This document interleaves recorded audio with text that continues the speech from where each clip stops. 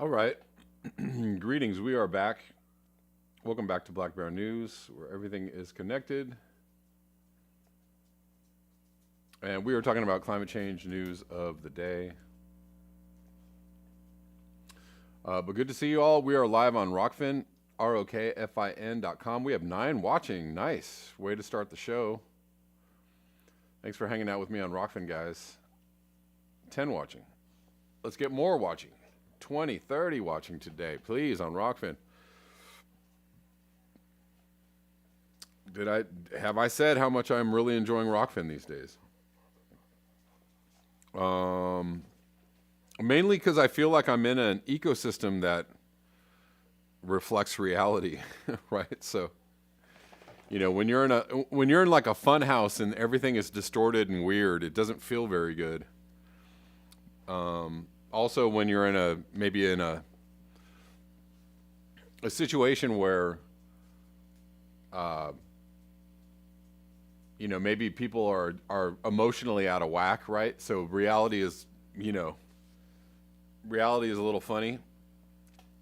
It doesn't necessarily feel good. But when you're in a place where like reality is being represented, on a fairly solid basis, like it feels good. Anyways.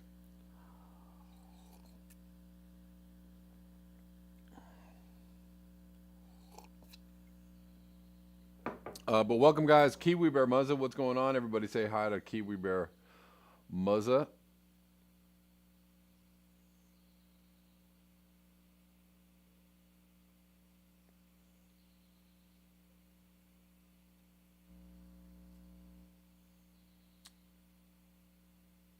But anyways, we got chatters on Rockfin. Jin Pi Gamma, Laura Neufeld,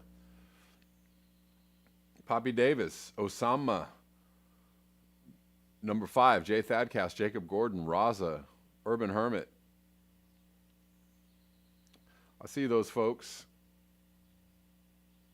chatting on the Rockfin. Let's get into it.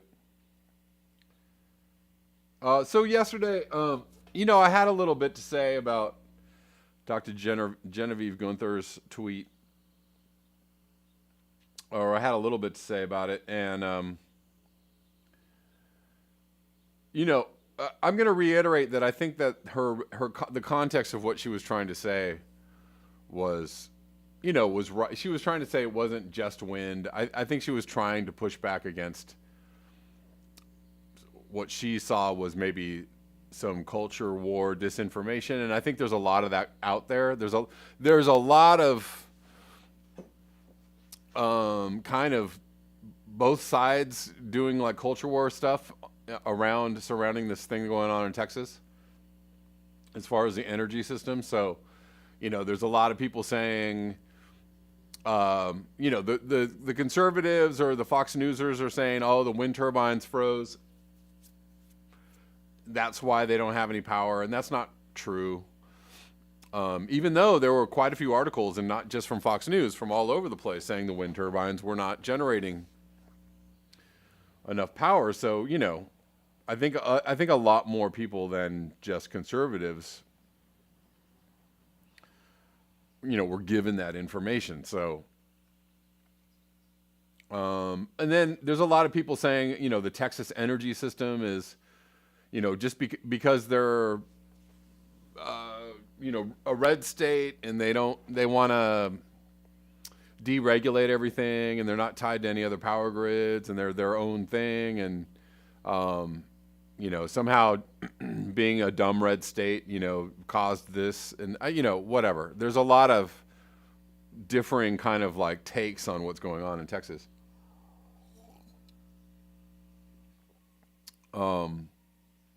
And I just wanted to talk about it just a little more. Another take from the lefty side was, there are wind turbines in Canada. That's fine. They're fine. Okay, there are wind turbines in Canada in cold places, but the fact is that two different facts I've seen around the wind turbine output in Texas was it was down by 2/3. Or down to 2/3, sorry, Somewhere else I read that it was up to half of the output was down. So it definitely had an effect. Okay, so right, wind turbines are not just fine, totally fine. And somebody else was tweeted out yesterday, they're working at 100%. No, they're not. Okay, that's factually wrong. The other thing from the right side that's factually wrong is that this whole thing was caused by wind turbines going down. That's factually wrong. Most of the output that was missing or had gone down was due to, well, I'll read it here. An energy systems engineer, hold on, let me get this up for you.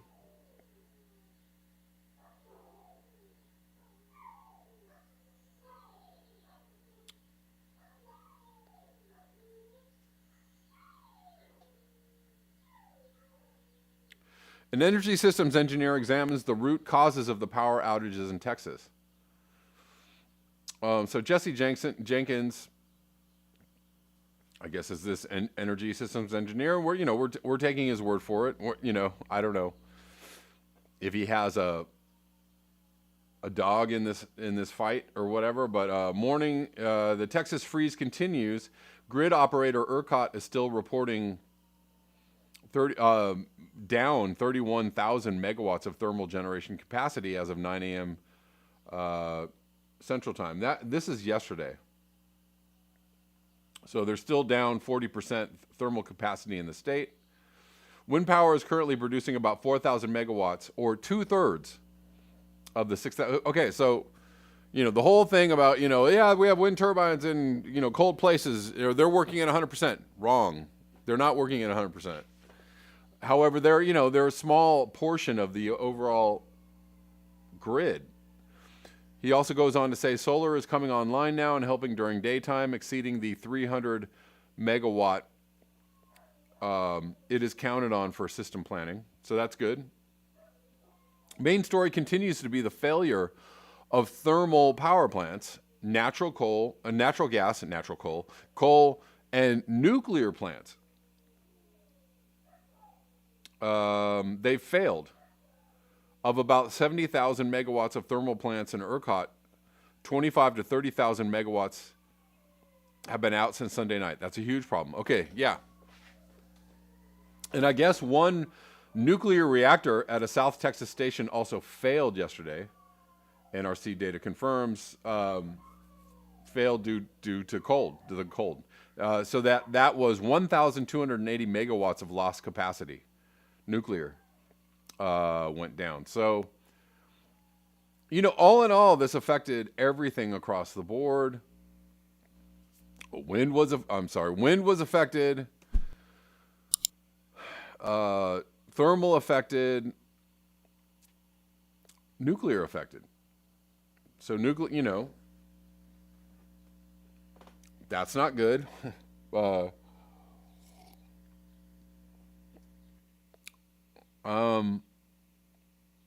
Anyways, there's just a lot of people, a lot of this kind of like, again, whatever culture war or left or right stances on this that are, a lot of it is wrong. A lot of it is hyping up, our side is the best side and their side is and someone else said, Texas says something about Texas never being prepared for winter. Ding. Ding. I have been in Texas a lot over the last 10 years or 15 years. And I can tell you, this happens all the time. Texas gets an ice storm every single year, at least North Texas. Gets an ice storm every single winter, and every single winter they're like, we're never prepared for this. I was like, when are you guys going to be prepared for this? Because it happens every goddamn winter. Could you guys get prepared? So, there's a lot of just, there's a lot of failure there as far as like preparing for this kind of event. And let me go on to tying that to climate change. So, I don't know whether the regularity of ice storms in Texas is due to climate change or not, or if it's just something that always happens every winter in Texas, and they just act like, well, this never happens. Well, I can tell you, I used to travel through Texas every single year, and it happened like every single winter for like 5 years. I was like, when are you guys gonna, when are you guys gonna stop saying we don't know what this is about, or we don't know what this is like? This has happened every single year for 5 years. Maybe you guys want to see that as this is a trend, and so every single year we're going to be prepared for this to happen at least once a year. So don't act like, oh, I don't know, hey, we didn't know this was going to happen. That is a huge failure in policy. And on top of that, let's go further into climate change. Climate change is a thing. The jet stream is weakened. The reason why all of this happened, beyond all the energy problems and people going without energy or heat or whatever, beyond all of that stuff, the issue is that climate change has weakened the jet stream. Arctic amplification has weakened the jet stream. This is a thing that happens every single year now, and will continue to happen every single year now, and may continue to get worse. This is probably one of the worst polar vortexes we've seen, and it's been happening every single year for the last 5 or 6 years. So this is probably one of the worst demonstrations of the jet stream weakening and the polar vortex bringing super cold temperatures to the south. So if we're honest about climate change, and we discuss climate change, and the fact that it's a reality, and it's going to affect people's lives in precisely this way, then people could possibly start preparing themselves or adapting themselves to a new climate regime, to a new reality. So that reality has to be discussed on a way bigger level. And that's what I don't see being discussed. And all this stuff about wind power in Texas is so stupid. And here's another dumb thing, is that Texas is not a complete red state. It's like any other. There's like a big mix of people. There are a lot of liberals in the state. There are a lot of conservatives in the state. They just happen to tilt just a little bit more towards conservative. But there are instances where. There are blue cities within a red state. Dallas, all the big cities are all blue cities within a red state. So they're responsible too, right? You have blue Democratic leadership in a lot of cities, major cities in Texas. They're responsible too. So, this whole like that side is stupid, or this happened because you're dumb, or this Green New Deal is bad, or all that aside, all of that shit aside, the reality is climate change is going to make things like this worse, and we need to start preparing people for that reality, that this is going to happen again and again and again, that nothing is going to be the same. Nothing is going to be normal or regular regarding climate. And so if we don't prepare ourselves for a new normal, or whatever you want to call it, then you're going to end up with disasters.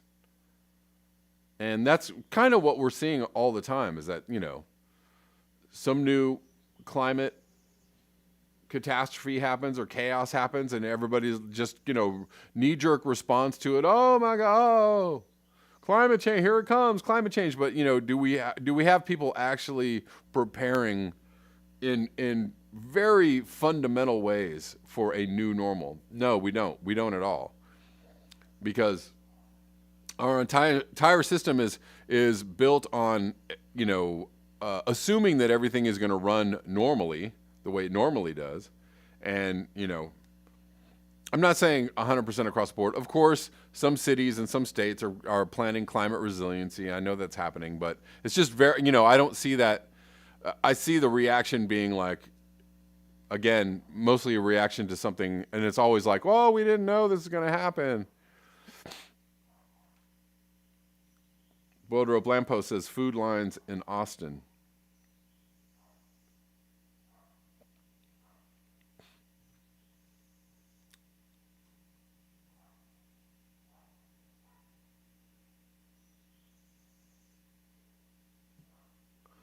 Boulder of Lamppost, blue states have red counties. Exactly. I mean, yeah. Robert Arajo says, way too sunny and mild in northern Quebec right now. Plus 3C. Mid-February should be negative 20 right now. Yeah. Well, yeah. So that, again, the polar vortex is bringing super cold, we all know the science. Super cold temperatures where they're not supposed to be. Warmer, milder temperatures where they're not supposed to be.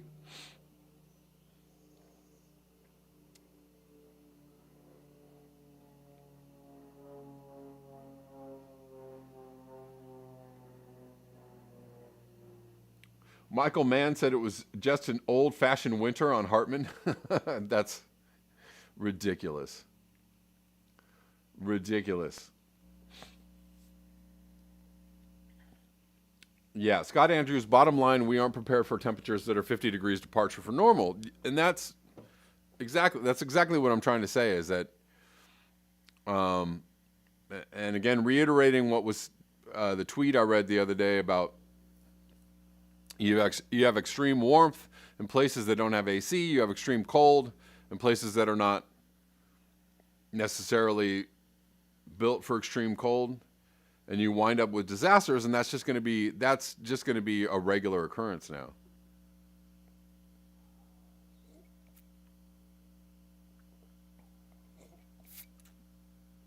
Sandy says the Biden administration is saying tax credits for kids. How about a tax credit for not having kids, less poverty and a better environment? But that would be way too progressive, Sandy. Well, I mean, the Biden, as I was saying, we are all expecting the system to operate in normalcy, and normalcy means growth paradigm, growth economics, growing families, growing economies, growing wealth. Nobody is talking about downsizing for a new world. Downshifting for a new world, and that actually should be a larger topic of discussion.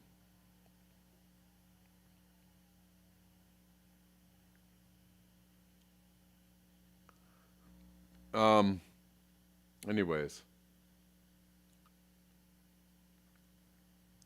I just found it, I'd rather hear.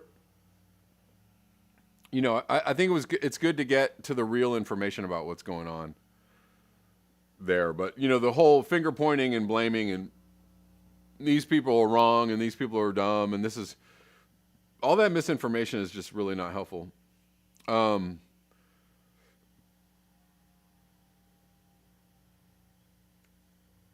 It's going to the story from The Guardian. Revealed chemicals giant sold Louisiana plant among fears over costs of offsetting toxic emissions. So more disaster capitalism or vulture capitalism, or multi-billion-dollar company DuPont worried about the potential cost of offsetting emissions. So they basically created a health crisis. They poisoned the planet Earth, and then they're like, oh, but we don't want to pay for it. We don't want to be held liable or responsible. Chemicals giant DuPont decided to sell a plant in South Louisiana that emits a likely cancer-causing pollutant, citing major concerns. The government agencies would regulate its emissions to protect the community living nearby. Internal documents seen by The Guardian reveal.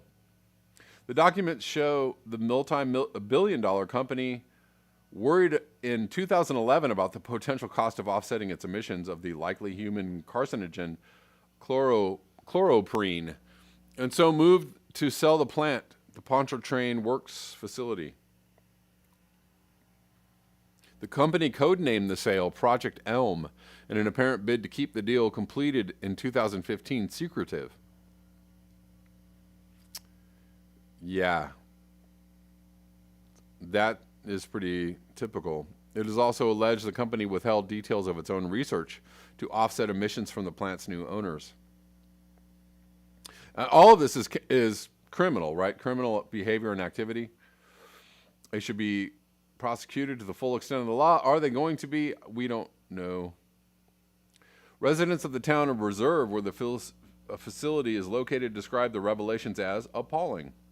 Said they had never been informed by DuPont of any potential emissions regulation. But of course.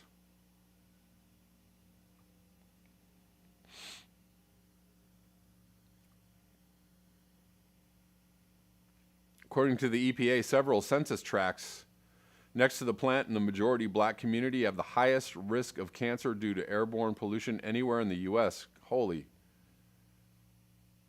shnikes, over 50 times the national average. Wow. Primarily due to chloroprene emissions. Holy shit. The community is the subject of a sustained reporting project by The Guardian. The DuPont, they should have told us, DuPont. They have a good neighbor policy, but they're not trying to change anything. Thanks, neighbor. They were going to go for another 50 years if this potential government regulation hadn't come to light, said Mary Hampton, a resident who lives a few hundred feet from the plant. I don't know. Can you get out of there, Mary Hampton? They prioritize profits over people. They come to your neighborhoods and give you as little information as possible, said Lydia Gerard, another resident who lost her husband to cancer in 2018. To me, this shows that DuPont thought, let's see how long we can get away with this in the community before anyone finds out and says anything about it. Is this any different from how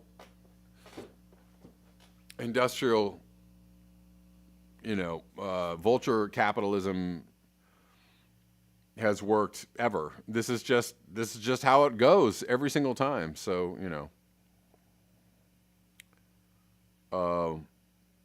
make a lot of money, kill a lot of people, destroy the planet, sell everything off, or close your doors, or go bankrupt, or declare bankruptcy, or skate, basically, skate away from the problem.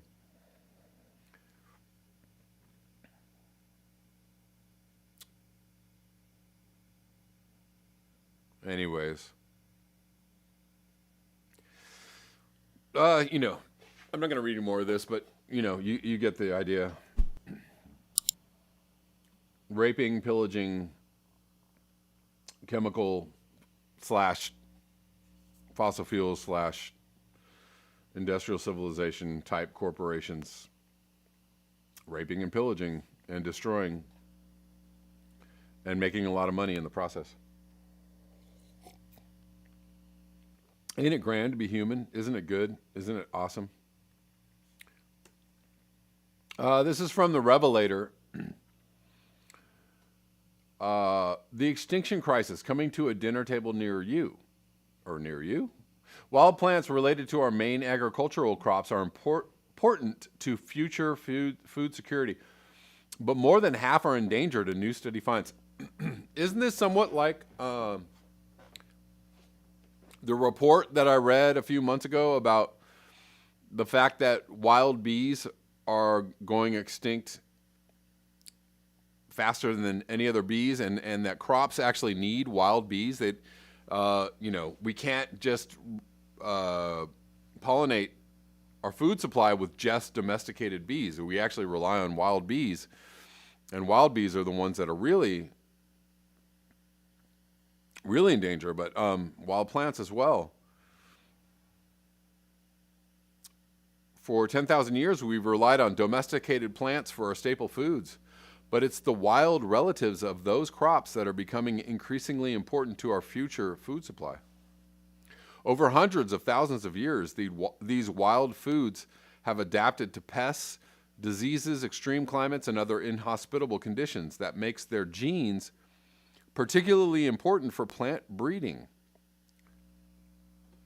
So you need the diversity of these wild adaptive plant species in order to continue to grow food, especially when we're looking for foods that can withstand a changing climate.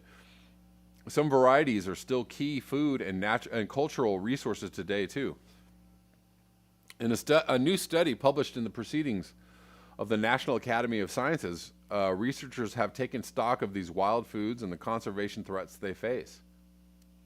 They inventoried and modeled the distribution of 600 native wild taxa in the United States, including the relatives of barley, beans, grapes, hops, plums, potatoes, and other foods. What they found was concerning.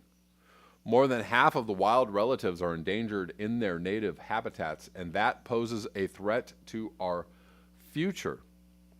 The contributions of crop wild relatives to food security depend on their conservation and accessibility for use, the researchers wrote. With mounting extinction threats, the researchers recommended that 3/4 of the taxa be deemed an urgent priority for collection to boost conservation. Wow! So we need to we need to protect wild spaces and wild plants and wild animals. Is that what you're trying to say? From the ever-encroaching human species?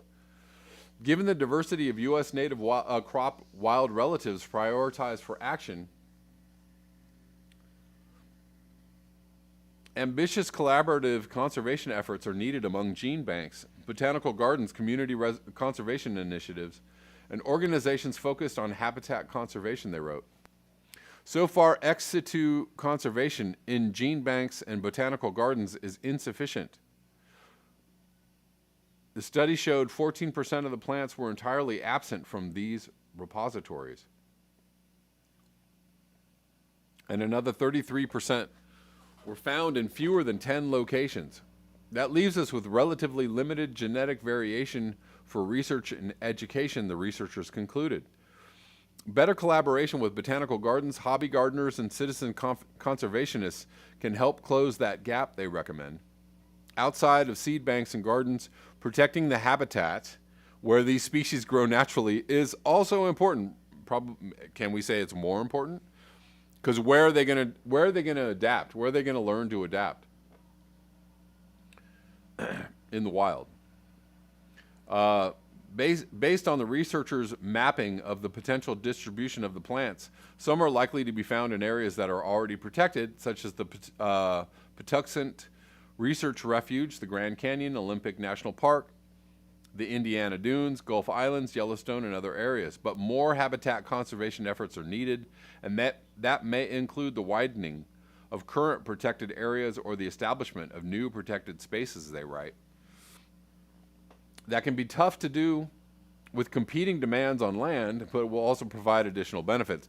Conserving these natural habitats, the study finds, will help safeguard ecosystems and other species, providing both known as well as currently unrecognized benefits to society, right?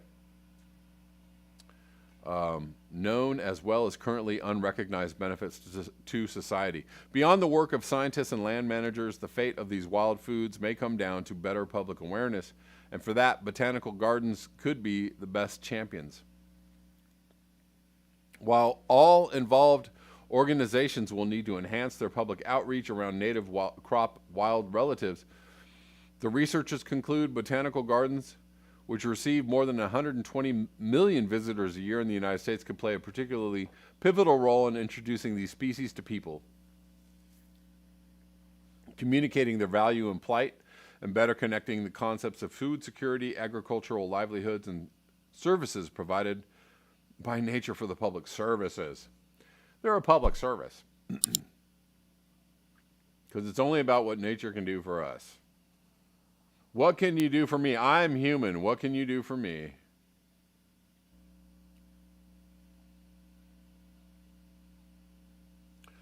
Robert Arajo says Japanese hand pollinate a lot of cherry trees now. Yes. Yep.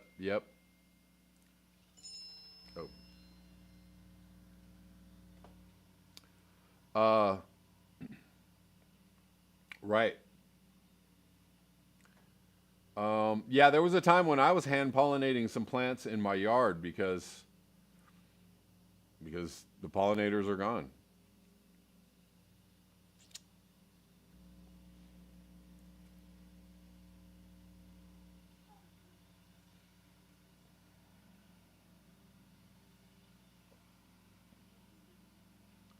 Realize says only banding together and creating communities is a strategy worth pursuing. Forget their band-aid approach. It's delusion.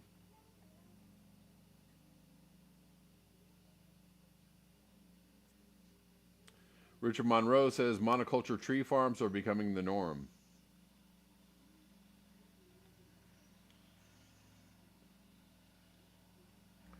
Kendra Moyer says permaculture is one approach. I see a lot of spots in Michigan where they are trying to maintain the native plants like on Henry Ford College. That's good. That's good. We need more of that. Hand pollination could create new jobs. Scott Andrews, yeah. And Basil Peterson, hand pollination is 50% effective, less effective than insects. We got 15 watching on Rockfin. What's up, guys?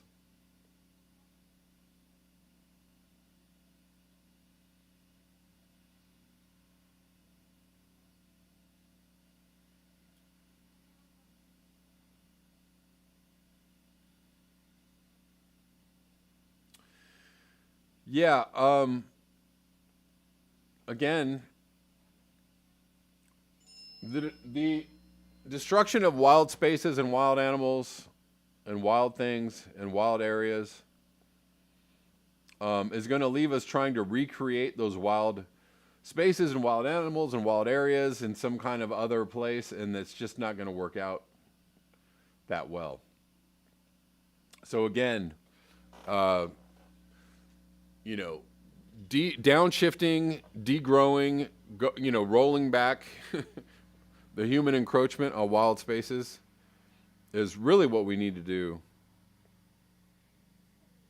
Really, really what we need to do. And